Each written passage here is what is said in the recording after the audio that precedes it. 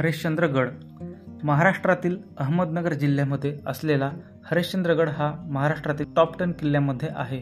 हा किल्ला 1424 मीटर उंच आहे. हरिश्चंद्रगडावर जाण्यासाठी बऱ्याच वाटा आहेत, पण पाचनई आणि खिरेश्वर या 2 गावातून जाणाऱ्या मार्गालाच ट्रेकर्स जास्त पसंती देतात. मी खिरेश्वर मार्गे हरिश्चंद्रगडावर गेलो होतो. खिरेश्वर गावाजवळ असलेला जोगा डॅम हा हरिश्चंद्रगडाची सुंदरता आणखीनच वाढवतो.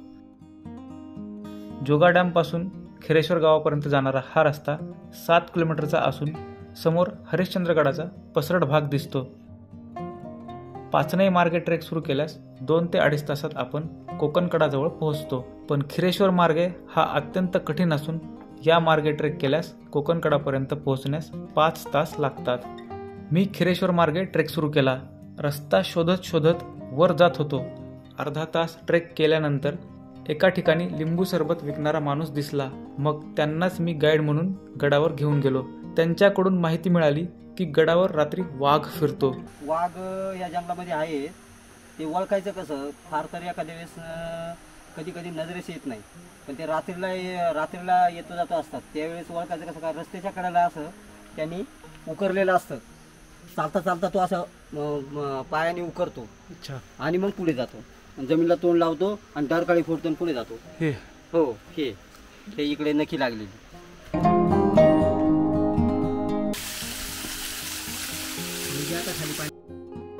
1.5 तास ट्रेक केल्यानंतर समोर दिसते तोलार खिंड.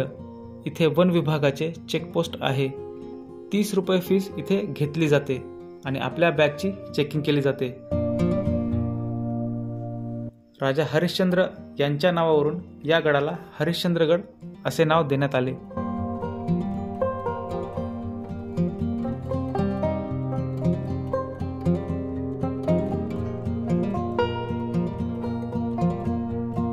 या भागातील प्राणी वैभव मात्र शिकारीमुळे बरेच कमी झाले आहे. तरीही कोल्हे, तरस, रानडुकरे, बिबट्या, ससे, रानमांजरे इत्यादी प्राणी क्वचितच दिसून येतात.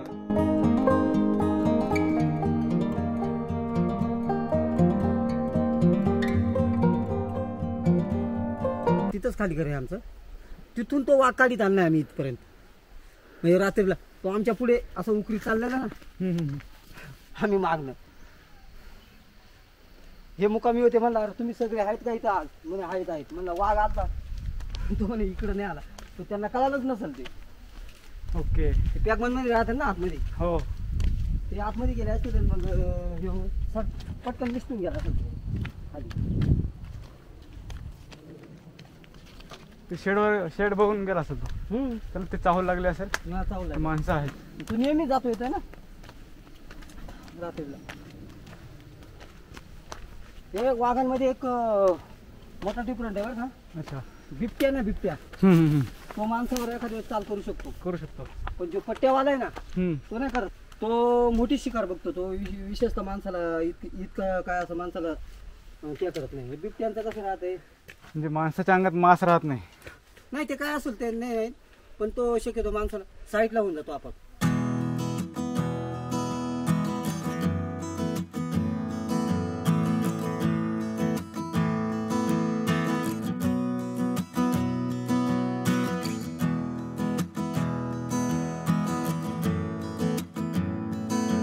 अडीच तास ट्रेक केल्यानंतरही आपण किल्ल्याच्या माथ्यापर्यंत पोहोचलो नव्हतो. पण ज्या जागेवर आपण पोहोचलो तिथून जोगा डॅमचे विहंगम दृश्य पाहण्यास मिळाले.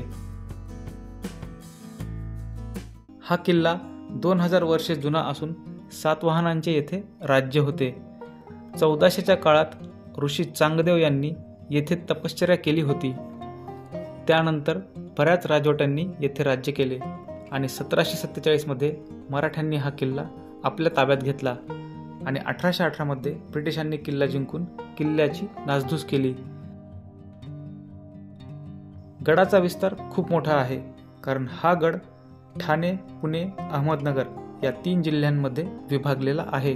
पावसाळ्यात या गडाचे सौंदर्य वर्णनापलीकडचे असते. या गडावर वनस्पतींची विविधता या गडा एवढी इतरत्र कोठेही दिसून येणार नाही. करवंद, कारवीच्या जाळी, धायटी, उक्षी, मदवेल, कुडा, पांगळी, हेकळ, पानफुटी आणि गारवेल इत्यादी वनस्पती येथे दिसून येतात.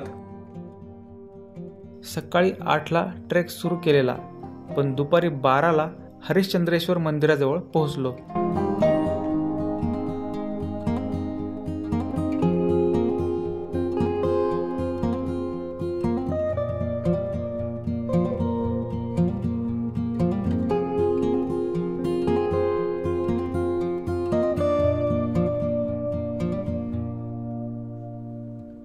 महादेवाचे हे मंदिर 1000 वर्ष जुने आहे. मंदिर परिसरामध्ये गणपती मूर्ती आणि महाविष्णूचे एक मंदिर आहे.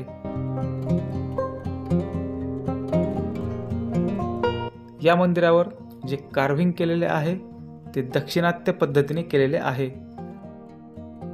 गडाचे सर्वोच्च शिखर तारामतीवरून नाणेघाट, जीवधन, रतनगड, कात्राबाईची खिंड, आजोबाचा डोंगर, कळसुबाई, अलंग, मदन कुलंग, भैरवगड, हडसर आणि चावंड हा परिसर दिसतो आणि यामुळेच हरिश्चंद्रगडाला ट्रेकर्सची पंढरी म्हणतात.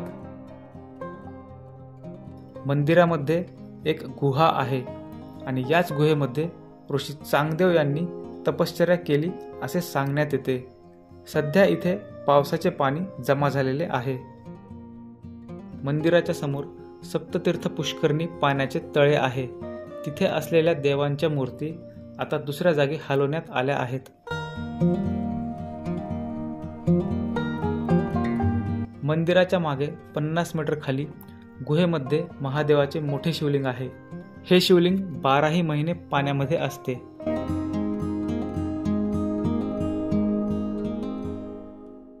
मंदिर परिसरामध्ये फिरल्यानंतर मी कोकणकडावर गेलो. मंदिरापासून कोकणकडापर्यंत जाण्यासाठी अर्धा तास लागतो. कोकणकडा हे हरिश्चंद्रगडाचे मेन अट्रॅक्शन आहे. सकाळी 7च्या सुमारास कोकणकडावरून खाली पाहिले असता इंद्रवज्र दिसतो. त्यावेळी कोकणकडाखाली धुके पाहिजे आणि सूर्य आपल्या मागे पाहिजे. म्हणजे सूर्याच्या आणि धुक्याच्या मध्ये जेव्हा आपण येतो तेव्हा आपली सावली धुक्यावर पडल्यामुळे इंद्रवज्र दिसते.